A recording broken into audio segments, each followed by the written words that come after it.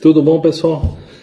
Eu vou dar continuidade aos vídeos que eu prometi para vocês e hoje eu vou falar sobre ansiedade de separação, que acomete mais crianças e jovens, né? Mas adultos também.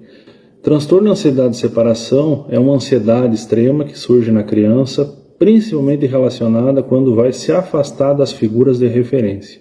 Pai, mãe principalmente, avó. Essa criança ela sofre muito quando ela vai se afastar e tem muitos e muitos sintomas que aqui nós vamos esclarecer para vocês reconhecer isso. Ele é mais comum, esse transtorno, em crianças menores de 8 anos, ele chega a ser 4%. É o transtorno de ansiedade mais comum nas crianças pequenas, se apresentando com muitos sintomas, né, comportamentais e físicos muitas vezes. Mas nas crianças maiores e nos adolescentes é que ele vai dar mais sintoma físico, muitas vezes simulando mais para o lado do pânico mesmo, sintomas muito físicos que ficam mais declarados. Como é que a gente faz o diagnóstico desse transtorno de ansiedade de separação? Então eu fiz um esqueminha para vocês. A pessoa, né, a criança principalmente, tem que ter um grande medo, ansiedade, ou ela evita se separar dos pais. E ela tem que ter 3 ou mais dos sintomas que eu vou citar por mais de um mês. Então tem que ter mais de 4 sintomas, mais de 3 sintomas por 4 semanas. Então, número 1, sofrimento excessivo ao sair de casa e se afastar dos pais. Número 2, preocupação contínua com doença ou perigo aos pais ou perda deles. Então a pessoa acha que vai dar um acidente, que vão sequestrar os pais, que vão morrer, que vai dar uma doença nos pais.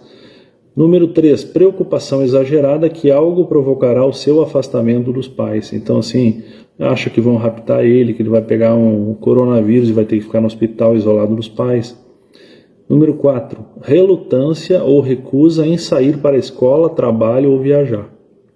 Então aquela criança que não vai na escola, não quer ir na escola, briga, chora, não vai na escola. E quando é maiorzinho, é adulto, é adolescente, é aquele adolescente que evita uma viagem. Às vezes ele não fala desse medo todo de perder os pais, de se afastar dos pais, mas ele não vai na viagem, ele abandona uma faculdade longe, ele não quer morar lá na outra cidade. Tá.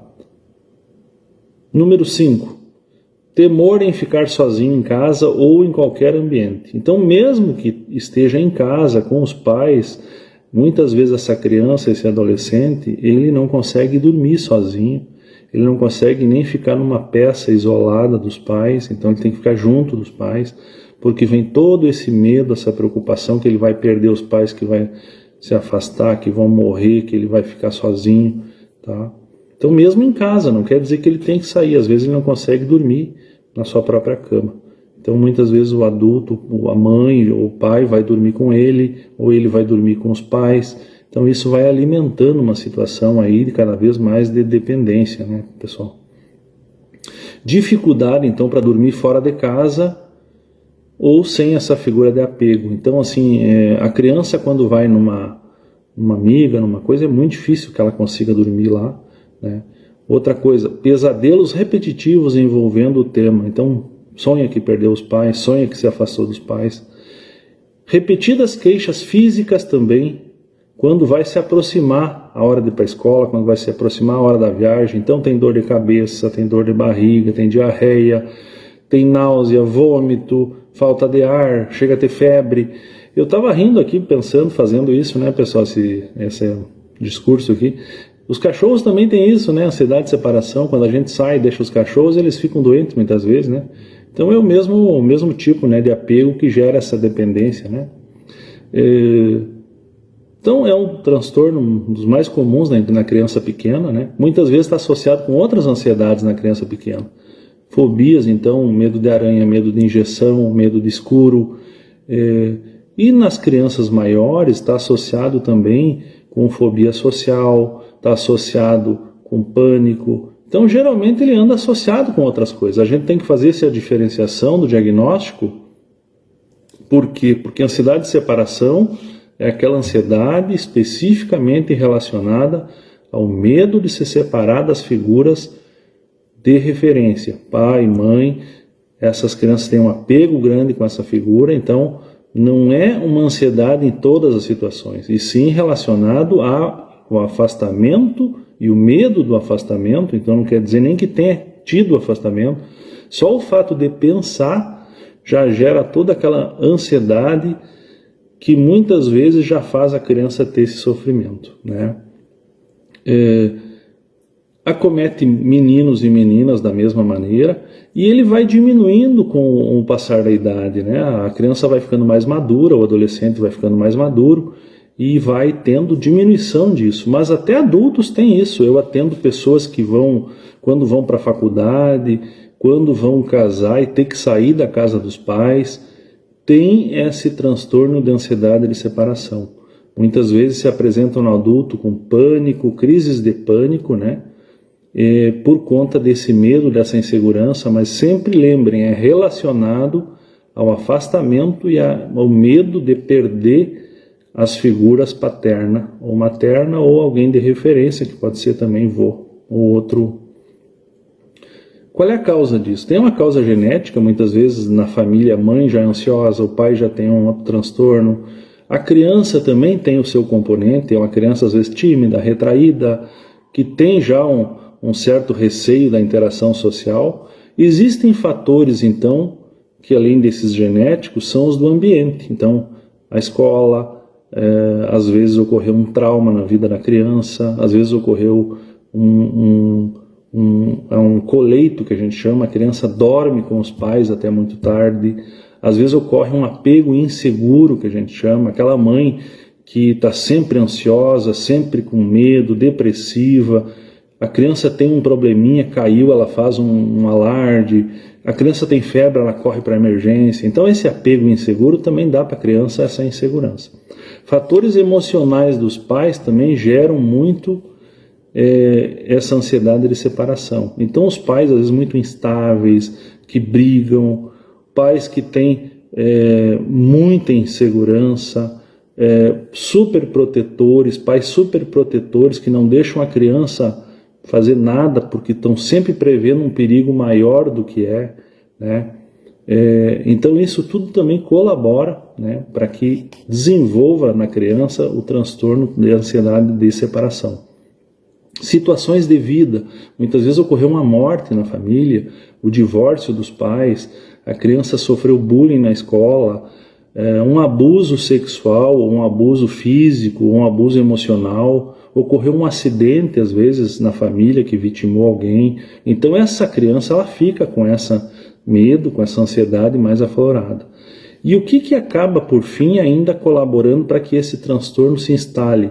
A família acaba se adaptando à criança. Então, então vem dormir com a mãe porque tu não pode dormir sozinho. Eu fico na escola com você porque você não consegue ficar. Então a família vai se adaptando e vai colaborando para que perpetue aquelas inseguranças da criança, aqueles medos, e essa adaptação, ela não é boa. Na verdade, tem que se fazer o contrário, estimular que a criança adquira sua independência. O diagnóstico, então, nas crianças pequenas é mais por sintomas comportamentais, como eu falei, crise de choro, se agarra nos pais, a criança fica chamando pela mãe na escola, a criança fica dizendo toda hora que o pai demorou para vir do trabalho, não quer que o pai vá trabalhar. Então, nas crianças pequenas são esses comportamentos. Na criança maior, no adolescente ou no adulto, são os sintomas. A pessoa, no adulto ou adolescente, ele não quer dizer que tem esses sintomas, esses medos, né? E ele apresenta sintomas, então, físicos, dor de cabeça, dor de barriga, tremor, diarreia, tontura, desmaio, vertigem, aceleração do coração, ânsia de vômito, como eu falei, falta de ar, formigamento, insônia, pesadelos, crises de pânico e evitação das situações. Então o adolescente, o adulto, ele deixa de ir trabalhar, ele deixa de se mudar para outra cidade, ele deixa de fazer aquela viagem, mas ele muitas vezes ele esconde que ele está com medo da separação. Então, por isso que no adolescente ou na pessoa mais de idade, são sintomas mais físicos, que até lembram a síndrome do pânico. O pânico, muitas vezes, ele é um fator que faz a gente pensar nessa transtorno de ansiedade de separação. Então, tu vê como a crise de pânico em si, ela pode ser do transtorno do pânico, como eu vou falar, mas ela pode se apresentar nos outros tipos de ansiedade, que a gente vai ao longo desses vídeos também relatar. Qual é o tratamento de alguém que tenha ansiedade de separação? Número 1, psicoeducação eu coloquei. Tu tem que explicar para a família, para a criança, que aquilo é um medo irreal, que aquilo é uma coisa que muitas vezes está sendo alimentada pelas próprias adaptações familiares para proteger a criança. Então essa educação muitas vezes é feita pelo profissional da psicologia, que a criança e a família vai para poder ter essas orientações, para poder saber com o que está lidando. Não é uma coisa grave, não é um dano irreversível, não vai causar nenhum problema maior para a família. Junto à família, a gente modifica alguns hábitos, principalmente quando a criança dorme junto com os pais, quando a mãe está muito insegura da criança ir na escola só, e ela fica lá no pátio esperando a criança. Então essas mudanças familiares, para estimular a independência da criança, ela é fundamental. Envolver a escola nisso também, né? Que a escola acolha essa criança, mas que também tenha clareza, né, no receber essa criança, no dar essa segurança, mas estimular a independência dela e que ela fique sozinha no ambiente escolar. Fazer uma terapia, então, com a família, apoiando a mãe, porque muitas vezes é uma mãe insegura, um pai inseguro, que também estão sofrendo com aquela situação e eles não conseguem se descolar da criança, deixar a criança fazer aquele ato. Então isso alimenta muitas vezes aquela ansiedade de separação. Então dar apoio para a família é fundamental. A terapia que mais funciona na ansiedade de separação, no pânico ou qualquer outro tipo de ansiedade que eu vou falar, é a terapia cognitivo-comportamental. Então tem vários colegas aí, psicólogos, que fazem, né? O que é a terapia cognitivo-comportamental? Geralmente existe crenças ou pensamentos distorcidos nessas pessoas que têm transtornos de ansiedade. Ocorre um pensamento catastrófico de que algo vai ocorrer muito grave, muito perigoso, ou que vai causar um dano muito grande. Esse pensamento distorcido, muitas vezes, ele vai se alimentando e ele vai gerando, então, sentimentos muito ruins de medo e ansiedade e comportamentos, então, de esquiva, de retração social, de sintomas físicos também. Então, essa terapia cognitivo-comportamental tenta fazer esse entendimento, estimular que a criança aos poucos se torne independente, mudando pensamentos e mudando condutas, e também isso com a família trabalhado. E em último plano, importante também, são as medicações. Muitas medicações hoje em dia dão um resultado muito bom para tratar todos os transtornos de ansiedade. E no transtorno de ansiedade de separação não é diferente. A criança se beneficia muito de um remédio que aumenta a serotonina, que vai dar um alívio nos transtornos de ansiedade como um todo, mas principalmente naqueles sintomas mais sofridos, assim, né? Que são aquelas crises que lembram quase um pânico. Então, a criança tem um certo alívio, consegue então com a medicação, a terapia cognitivo-comportamental e o apoio da família e as mudanças, enfrentar situações. Com o passar da idade, costuma ter uma diminuição, né, dos sintomas, ocorre uma melhora gradual pela maturidade dessa criança, e eu diria que o transtorno de separação ele acabou se tornando mais do adolescente e mais do adulto por conta das famílias hoje mais inseguras, as crianças muitas vezes mais tempo em casa, né, morando com os pais. Então a gente vê até às vezes adultos com dificuldade de se separar. Quando vão se separar tem pânico. Então esse é um transtorno relacionado basicamente à separação das figuras que dão segurança para a pessoa. Então o diagnóstico principal é esse: A ansiedade é relacionada à separação e ao medo da perda dos pais. Então, eu diria assim, ó, compartilhem esse vídeo para as outras pessoas, né?